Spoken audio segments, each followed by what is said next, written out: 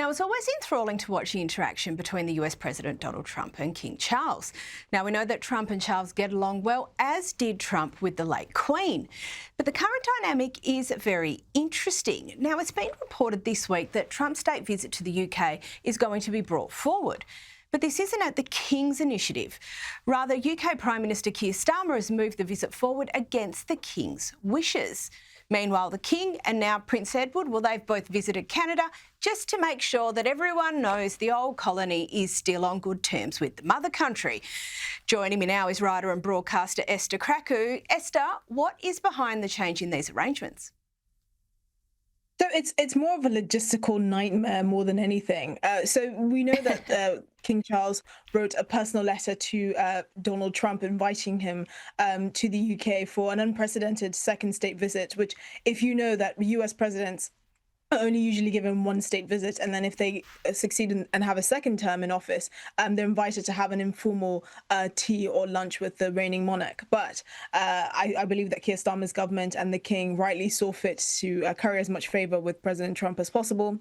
So he handwrote him a letter which was presented to him by Keir Starmer earlier this year. And we always knew that there was some sort of visit planned for around September. Now, what was actually planned was an informal lunch with the King before a full second state visit. But apparently that has been moved forward, and now it's just going to be the full-on state visit in September. Now, the reasoning behind this coming from Keir Starmer's office is that it's been a logistical nightmare trying to manage both diaries. We know that the King has engagements, booked up until 3 years in advance.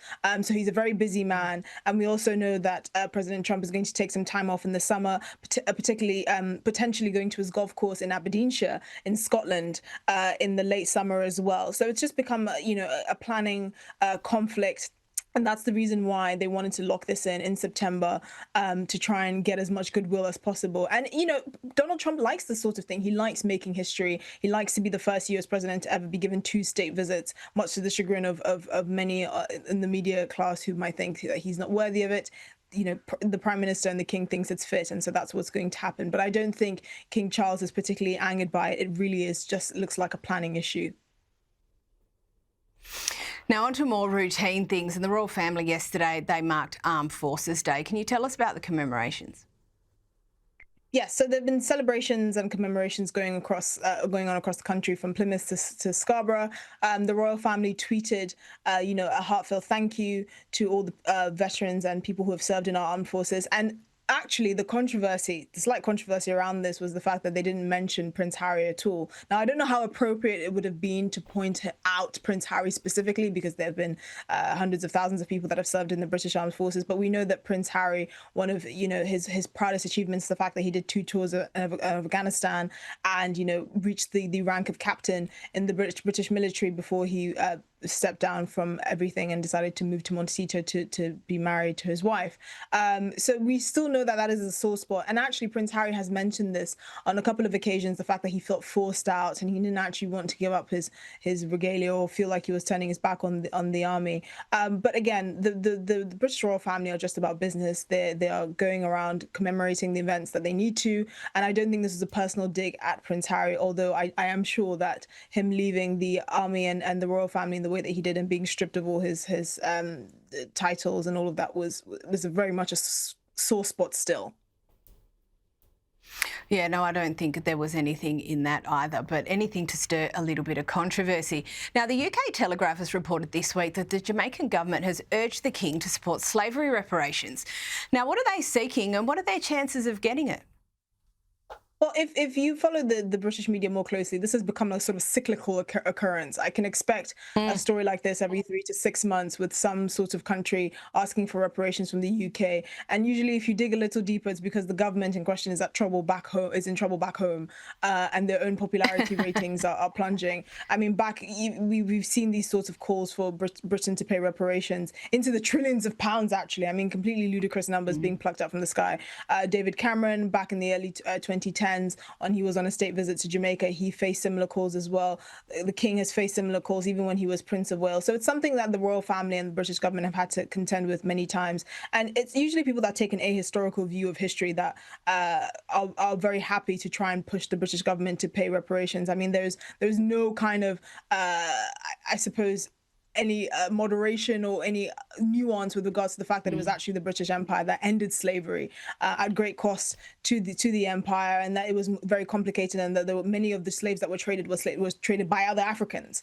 And you don't hear any calls for people to get reparations from the Ashanti Empire, for example. So these are the kinds of things that come up regularly, and it's not a surprise, and we will keep seeing it. But I think it kind of fades into the background now when people get a more nuanced understanding of history, and they don't try and pass on the sins of the father to the sons, effectively.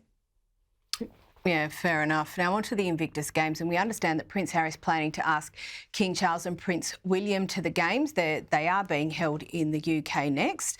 What's this all about? Where did this all come from? Yeah, so we know that Prince Harry, in his own interesting way, has been trying to reconcile with the royal family. We know that his last interview with the BBC, where he said that life is short and he would love reconciliation with his family.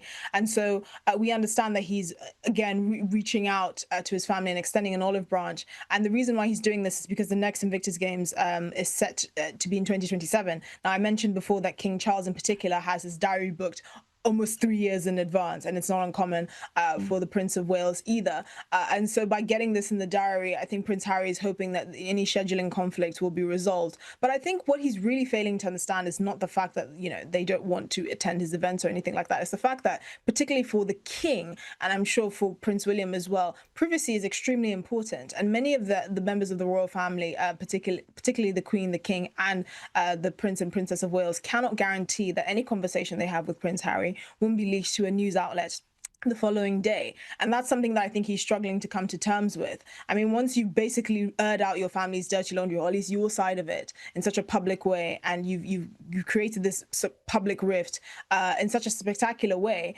people really struggle to trust you. And if he's all about reconciliation and trying to amend bridges and life being short, why isn't he extending an invitation to Thomas Markle, his father-in-law, which, as we understand it, he has a very limited relationship with? So these are the kinds of things that people are raising their eyebrows at, because Prince Harry just doesn't seem to understand that it's not just about, trying to extend an olive branch or doing interviews. It's the fact that the thing his family values the most, privacy, is not guaranteed with his family.